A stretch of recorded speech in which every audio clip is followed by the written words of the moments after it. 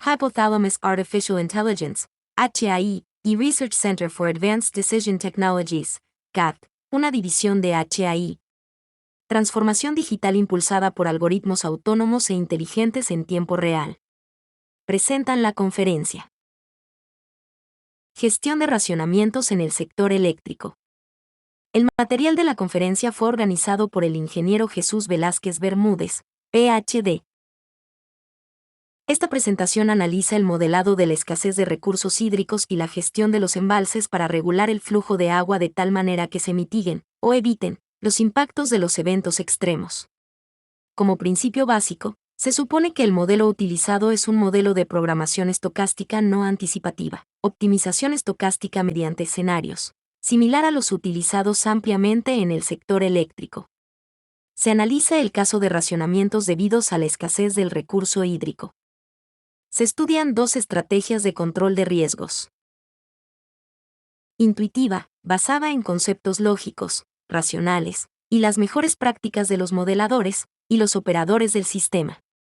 Aplicado a través de penalizaciones sobre las funciones objetivo de los modelos. Este enfoque también puede llamarse empírico.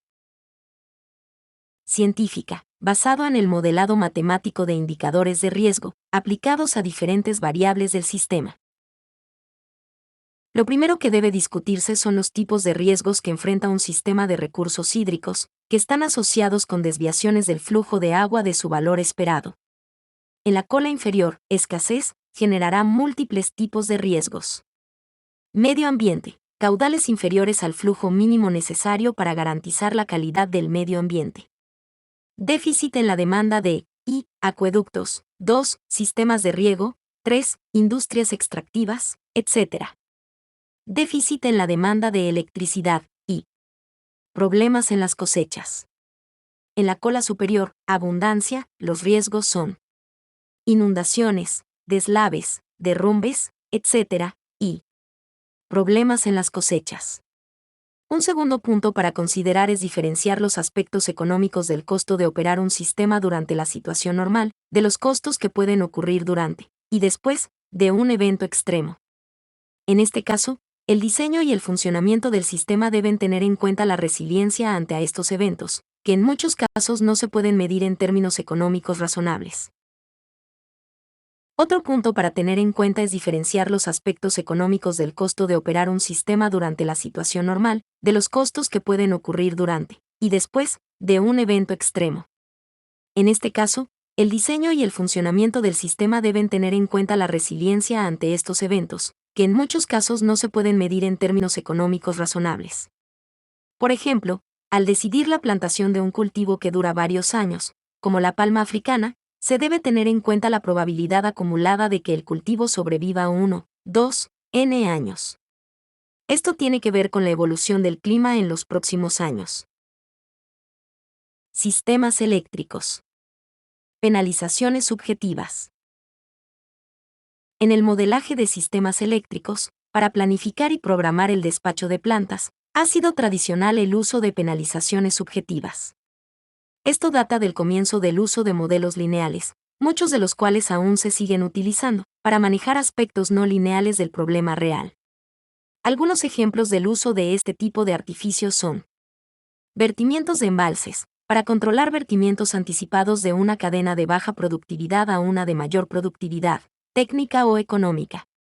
Manejo de otras demandas prioritarias, como riego, acueducto, caudales mínimos, control de inundaciones, y control del nivel mínimo de los embalses para dar confiabilidad al sistema. A continuación, se presenta el efecto en el despacho de plantas de factores de penalización de vertimiento de embalses y de caudal mínimo. Los experimentos, y sus resultados, fueron extraídos de un reporte de usuarios de un modelo de despacho de uso normal en el ambiente eléctrico, realizado a finales del siglo pasado. Para cada parámetro subjetivo, cada tipo de penalización, se seleccionaron 3 valores, los cuales se reportan en la tabla. La tabla presenta los valores promedios para la generación en cada caso. Dado la falta de soporte técnico de los parámetros, los resultados dependen de la decisión del modelador. Asignar los valores mínimos maximiza la generación hidráulica, lo que es coherente ya que, para valores de cero, es equivalente a no afectar la generación hidráulica. Pero la cuantificación del parámetro no es justificable. Por otro lado, mantener una penalización media del vertimiento y maximizar la penalización por caudal mínimo maximiza la generación térmica. Los resultados presentados son incoherentes, ya que se esperaría una tendencia continua. La cuantificación del parámetro no es justificable. Poner de acuerdo a los usuarios del modelo puede llegar a ser complicado. Se puede notar que las dos restricciones blandas pueden formularse como duras, transformando el problema en uno de programación mixta. La tabla presenta los resultados detallados para los diferentes tipos de generadores, para diferentes valores de la penalización por vertimiento. Se puede notar que las diferencias aumentan aleatoriamente llegando a diferencias hasta del 53%, lo que indudablemente afecta los ingresos de los agentes. La tabla presenta los resultados detallados para diferentes valores de la penalización por caudal mínimo. Como en el caso anterior, las diferencias aumentan aleatoriamente, llegando a diferencias hasta del 50%, lo que indudablemente afecta la operación del sistema. La gráfica presenta resultados para las centrales hidráulicas. Nótese la diferencia de situaciones para la central de Calima y la de Playas. La gráfica presenta resultados para las centrales térmicas. Nótese la diferencia de situaciones para las centrales de Flores 1, Tepsa 7, Cipal 4 y Termeri. Como conclusión del análisis, se debe tener en cuenta: introducir restricciones blandas, por medio de penalizaciones en la función objetivo, deja en manos de criterios subjetivos los resultados de un modelo matemático de optimización, cuya principal característica debería ser la objetividad. Esta es una forma de degenerar el problema. Las restricciones blandas no resuelven el problema de las restricciones duras. Simplemente lo vuelven más manejable, y permite formulaciones que podrían violar la factibilidad, ocultando este problema. Si el problema es no lineal, o es discreto, las restricciones blandas no lo convierten en lineal. En el caso de modelos de optimización estocástica, con miles de escenarios y miles de periodos horarios, o diarios, existirán muchos casos en los que se viola la factibilidad real. Las penalizaciones se introducen directamente en la función objetivo, alterando la zona de factibilidad dual, quitando validez a la representatividad de las variables duales, o costos marginales, o sea que, si se van a utilizar como proxy de los precios spot del mercado, se debe ser cuidadoso, ya que tenderán a distorsionar los precios del mercado. Los modelos que utilizan intensivamente restricciones blandas no parece ser una buena práctica para el control de riesgo, ya que los resultados pueden ser manipulados por la experiencia y las creencias del modelador, lo que lo convierte en un riesgo adicional en el problema. Recursos hídricos y gestión empírica de riesgos. El análisis que a continuación se presenta se focaliza en el manejo del potencial déficit en la demanda de electricidad. Se deben tener en cuenta los siguientes aspectos en el enfoque tradicional de gestión empírica de los riesgos. Gestión empírica de riesgos vía curvas de alerta. Implementación tradicional, se debe considerar el costo del modelado imperfecto y el impacto del modelado imperfecto. Implementación exacta y optimización del valor esperado sin gestión de riesgos. Este último punto se analiza como parte de la gestión científica de los riesgos. El manejo del riesgo por medio de modelos neutrales al riesgo, que optimizan el valor esperado de la función de rendimiento del sistema, sin incluir explícitamente las metodologías matemáticas utilizadas para manejo de riesgos en modelos de optimización estocástica, llevan al sistema a posiciones vulnerables propias de las decisiones que ignoran los riesgos de cualquier tipo, lo que conlleva a que el riesgo se maneje por medio de artificios matemáticos, cuyo objetivo es racionalizar el uso de los recursos, el hídrico principalmente, bajo condiciones de escasez, utilizando, por ejemplo, curvas de mínimos operativos, también conocidas como curvas de aversión al riesgo, o curvas de niveles de alerta.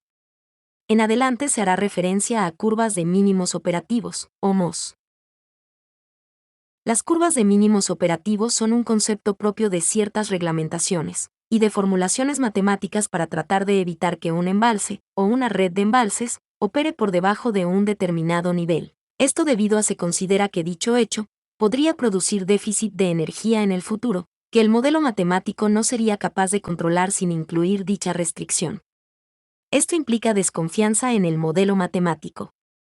Convencionalmente, se introducen restricciones blandas, que penalizan la función de costos cuando un embalse opere por debajo del mínimo operativo. Esta aproximación conlleva serias distorsiones, ya que, su implementación, no representa lo que se persigue con la introducción las penalizaciones. Su incorporación en los modelos matemáticos data de más de 50 años, cuando no existía ni el conocimiento metodológico, ni la potencia computacional de Industria 4.0. Las curvas utilizadas son tomadas de una presentación formal de un modelo que opera con mínimos operativos. Este modelo no corresponde a un modelo desarrollado por HAI. Como punto de partida, en la imagen tenemos dos curvas. La curva rosada corresponde a la operación óptima del embalse si no se consideran restricciones de mínimos operativos. Produce el menor costo para el funcionamiento, y la curva verde oscura corresponde al límite impuesto por los mínimos operativos. La idea es que el perfil del embalse no viole el mínimo operativo y siempre se mantenga por arriba de esta curva, que denominaremos MOS. En este análisis, no se analiza cómo se determinó la curva MOS. La figura 2 presenta la idea que tiene el modelador de cómo debería ser el perfil del embalse durante la operación. La idea es ajustar el perfil del embalse al mínimo operativo, cuando la solución óptima trate de violarlo. De esta forma se conserva energía en el embalse, para evitar un futuro racionamiento. La figura 3 presenta lo que realmente ocurre en el modelo matemático. El perfil de operación del embalse no consigue ajustarse al mínimo operativo. La pregunta clave es, ¿por qué ocurre esta situación?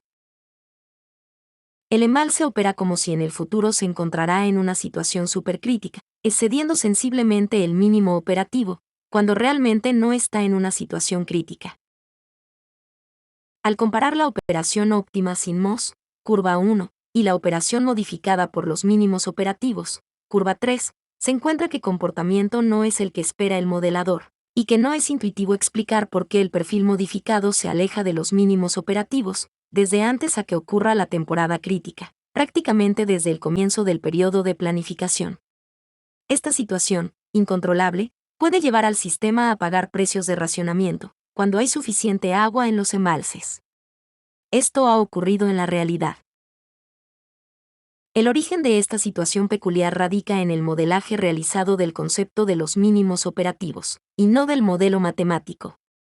Ocurrirá siempre que se utilice lo que llamaremos formulación tradicional imperfecta. La idea del modelaje es definir una restricción que utiliza las siguientes variables. NF nivel final del embalse al final del periodo T, y VMI violación del mínimo operativo al final del periodo T. Y los siguientes índices. T periodo, M embalse, y H escenario hidrológico. La ecuación es: el nivel final más la violación del mínimo operativo debe ser mayor o igual que el mínimo operativo, parámetro MOS. Para presionar al embalse por arriba del MOS, se incorpora en la función objetivo la violación del mínimo operativo, multiplicada por un factor dependiente del embalse. La idea es ajustar el perfil del embalse al mínimo operativo, cuando la solución óptima trate de violarlo. La implementación implica adicionar una restricción blanda, en la que se incluye una penalización cuya violación se penaliza en la función objetivo, esperando que la penalización sea igual a 0. Pero, paradójicamente, el resultado es que el modelo matemático se aleja del mínimo operativo por miedo a violarlo, asumiendo las consecuencias de sobrecostos que esto implica. La imagen presenta la formulación tradicional. Esta formulación implica la posibilidad de múltiple penalización, si el embalse viola el mínimo operativo durante un periodo, y no lo puede recuperar en el siguiente. Esta estrategia es especialmente problemática en la época en que el mínimo operativo está subiendo, y cuando la longitud de los periodos del horizonte de planificación tiende a 0. Para evitar múltiples penalizaciones, el embalse tomará distancia del mínimo operativo, de tal forma que violar el mínimo operativo sea prácticamente imposible. El modelo se está protegiendo de una situación que no existe, ya que las penalizaciones son subjetivas. A mayor costo para la penalización, mayor alejamiento de la curva de mínimos operativos. La penalización directa de la violación del nivel mínimo operativo implica la posibilidad de penalizar 2 o más veces la utilización del agua que lleva al embalse por debajo del mínimo operativo. Ante esta posibilidad, la trayectoria penalizada aleja al embalse por arriba del mínimo operativo, lo que contradice la optimalidad no penalizada, que indica que el nivel del embalse debe estar cerca del mínimo operativo, idealmente por debajo. La distorsión implica que, en un momento dado, el sistema puede escoger el racionamiento antes que utilizar el agua del embalse, lo que contradice la filosofía de los mínimos operativos y la buena gestión del recurso hídrico. La distorsión es mayor en la medida que se reduce la longitud del periodo de planificación. Por ejemplo, en un modelo con periodos semanales se puede penalizar hasta 4 veces la violación del mínimo en un mes. Un modelo diario podría penalizar el uso del agua 24 veces en un día, o 96 veces si el periodo de simulación es de un cuarto de hora. Esto fácilmente lleva a situaciones modeladas de precios de racionamiento teniendo agua. Y algo que es más complejo, es que el costo de la penalización depende de los subperiodos en que se haya dividido el horizonte de planificación, situación nada deseable en un modelo matemático que busca pragmatismo total. Formulación exacta. En esencia, los mínimos operativos implican dividir el agua que se utiliza en una central hidráulica en 2 tipos de agua. El primer tipo corresponde a agua cuyo costo de uso es igual a 0, y que se presenta cuando el nivel del embalse está por encima del mínimo operativo. El segundo tipo corresponde a agua cuyo costo de uso depende del nivel de violación de los mínimos operativos. A continuación, se presenta el modelaje exacto para el caso de un embalse y una central que no pertenezcan a una cadena, dejando al lector la libertad de que analice el caso de las variaciones relacionadas con la topología de las cadenas hidráulicas. En HA Power se dispone de 3 formulaciones para el manejo de las curvas de alerta. Estas formulaciones están disponibles en manuales del modelo. En esta presentación solo se analizan resultados comparativos. Desde 1998, las tecnologías de HAI incluyen 3 formulaciones, para el caso de los mínimos operativos empíricos. En una simulación se debe seleccionar una de ellas. En un estudio de consultoría, HAI acostumbra a trabajar con la formulación aproximada de la penalización de la generación, DW1, y a partir de los resultados, reducir el dominio de los embalses que tienden a violar el mínimo operativo, para correr, si es el caso, el modelo exacto más rápidamente, DW0. El modelo tradicional, VMI, se utiliza para propósitos de comparación y análisis del costo diferencial del modelamiento imperfecto. En la tabla se presenta el sobrecosto en la operación, del 10.36%, debido al modelado imperfecto. Si se utiliza el modelo aproximado DW1, el sobrecosto será del 8.98%. Lo anterior implica que, si se opera el sistema real con el modelo tradicional imperfecto, la sociedad pagará un sobrecosto innecesario. Los experimentos fueron realizados para casos reales del sistema interconectado colombiano en 1998. La gráfica presenta el perfil de operación para el embalse El Peñol. Para las 3 formulaciones, los resultados muestran que la teoría matemática se cumple. La curva negra representa la curva de mínimos operativos, la rosada el modelaje imperfecto tradicional, y el perfil rojo, el modelaje exacto basado en la penalización de la generación. El perfil azul representa el modelaje aproximado de la penalización de la generación. Se puede notar que el modelo exacto puede bajar por debajo de los mínimos operativos, lo que no consiguen los modelos aproximados e imperfectos. El peor comportamiento está relacionado con el modelo imperfecto tradicional. Por otro lado, se puede evaluar el impacto en los costos marginales, precios proxy de la electricidad. Se puede notar que la imperfección en el modelaje haría pagar a la sociedad el 7.2% más por la electricidad. Dado que no existe un valor agregado real, este excedente lo terminarán capturando los generadores, presumiblemente los generadores térmicos. La gráfica presenta el perfil de los costos marginales en el nodo Corelca del sistema de transmisión. Para las 3 formulaciones, los resultados muestran que la teoría matemática se cumple. El modelo imperfecto produce los costos marginales más altos, lo que se traduce en un mayor precio que debe pagar el usuario final. En momentos puntuales, los sobrecostos en la tarifa pueden llegar a 14.81 y 13.76%. Valores no despreciables. Los análisis evidencian. La formulación tradicional de las curvas de alerta puede traer problemas de operación del sistema, como mantener los embalses por arriba del mínimo operativo, generando sobrecostos en la operación. Esto puede ser costos de racionamiento con embalses llenos. Si se escoge este método para gestionar los riesgos, se debería utilizar la formulación exacta, que permite un mejor manejo del sistema. El costo adicional en el uso del modelo, por ser de carácter binario, debe ser financiable debido a que el sector eléctrico maneja mucho dinero. Recursos hídricos y gestión científica de riesgos. La revolucionaria idea que define la frontera entre los tiempos modernos y el pasado es la maestría en el manejo del riesgo, la noción que el futuro es más que un capricho de los dioses, y que los hombres y las mujeres no son pasivos ante la naturaleza. La esencia de la gerencia del riesgo yace en maximizar las áreas donde tenemos algún control sobre el resultado, mientras minimizamos las áreas sobre las cuales no tenemos absolutamente ningún control, y el vínculo entre causa y efecto es desconocido. Por Peter L. Bernstein en Against the Gods, The Remarkable Story of Risk. Gestión científica de riesgos. Marco de referencia. Se pueden considerar dos alternativas para gestionar el riesgo. Empíricamente. Basándose en la intuición y en la experiencia. En este caso se trata de llevar al modelo matemático las reglas del negocio que representan el conocimiento experto. Si bien estos modelos no se soportan en Excel, sí se pueden soportar en limitaciones de modelamiento existentes en el pasado. Científicamente. Basándose en las leyes matemáticas de la probabilidad para calcular de manera precisa las funciones de distribución de los riesgos asumidos.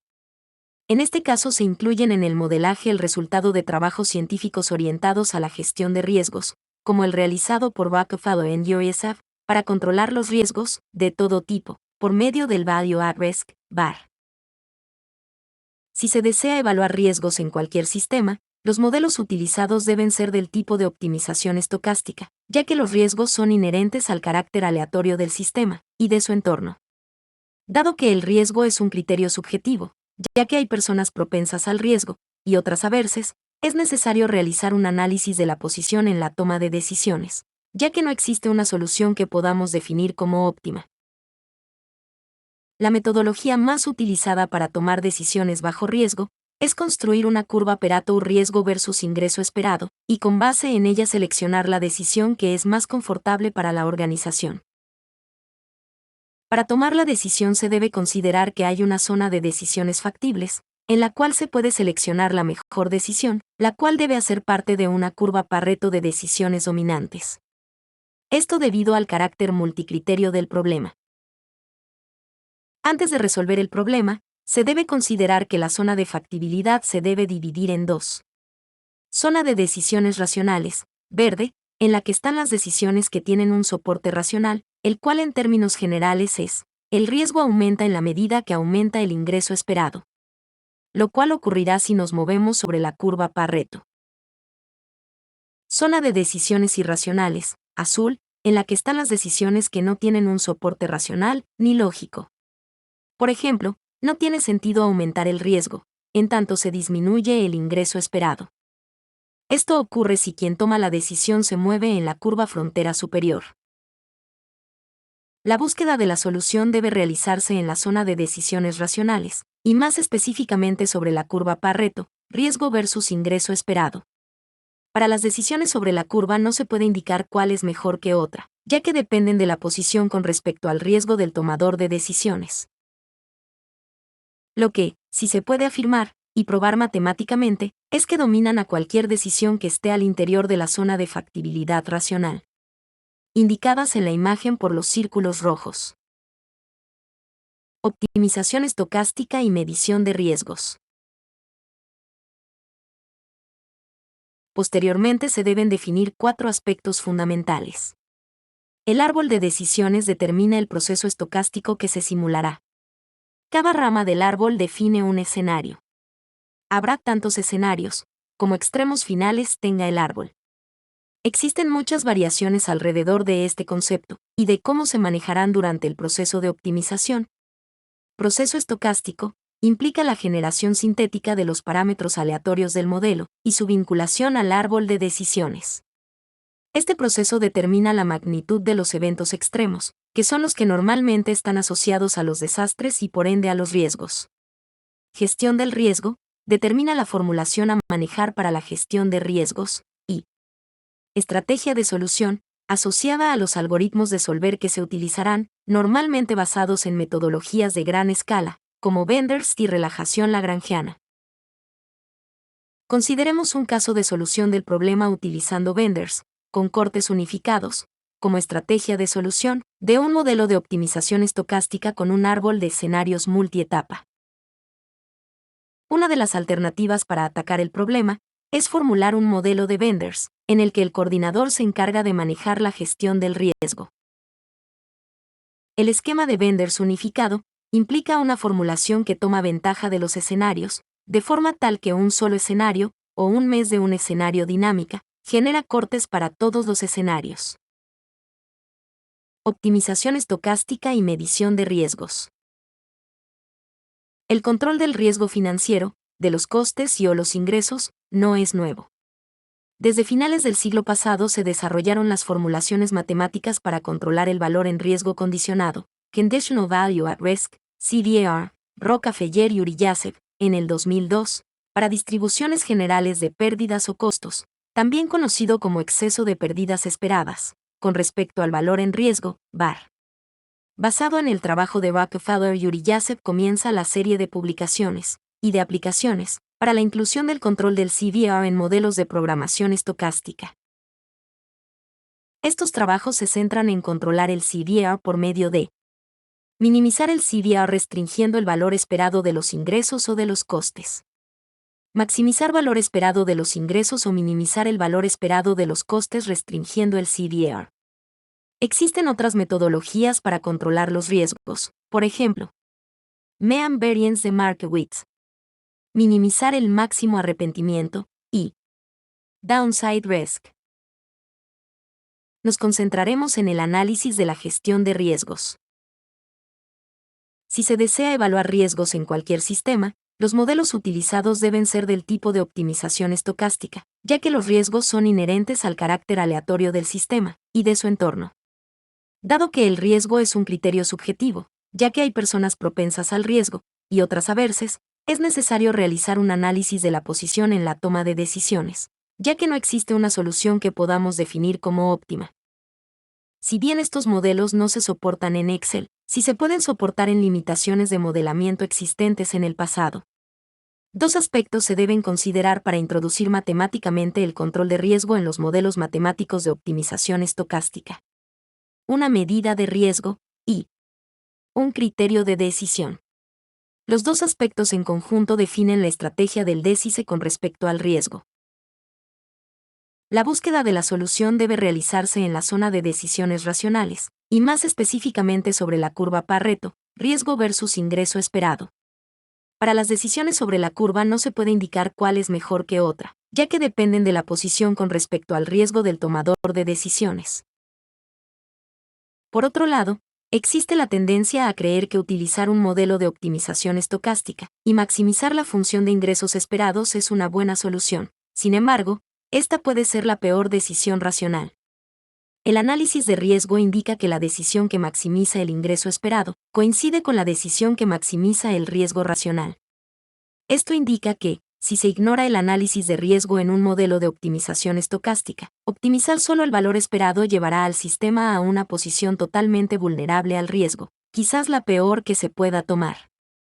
Desafortunadamente, lo común es utilizar modelos matemáticos estocásticos sin considerar restricciones para la gestión del riesgo. El modelador piensa que la optimización estocástica resuelve los problemas de riesgo, y eso no es verdad. Para el caso de control de costos, el VAR se define como el punto para el cual se ceden los costos con una determinada probabilidad beta, en este caso igual al 5%. El C-bar, valor en riesgo condicionado, corresponde al valor esperado del costo, dado que se ha excedido el bar. Controlar el bar o el C-bar tienen el mismo efecto cualitativo, controlan los costos altos. Pero no producen exactamente los mismos resultados, salvo cuando las funciones de distribución son normales. La razón por la cual se realiza el control de riesgo sobre el C-bar y no sobre el bar, se debe al carácter convexo del C-bar, en tanto que el bar puede ser no convexo, lo que trae problemas en los modelos de optimización. La gráfica corresponde a un caso real en la industria aseguradora. Si se desea controlar las ganancias, exigir un mínimo de ganancia, o de ingresos, se debe trabajar sobre la cola inferior de la distribución de probabilidad. El procedimiento por Rockefeller-Yuri-Yasev.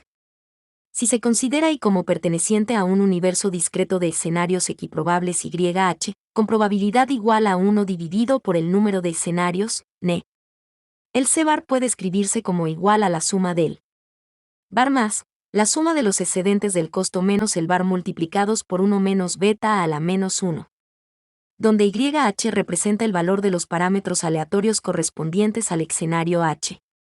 El C-bar se puede calcular con base en el siguiente conjunto de ecuaciones lineales, para eliminar la función max, donde WH representa el exceso de pérdida sobre el bar cuando ocurre el escenario H.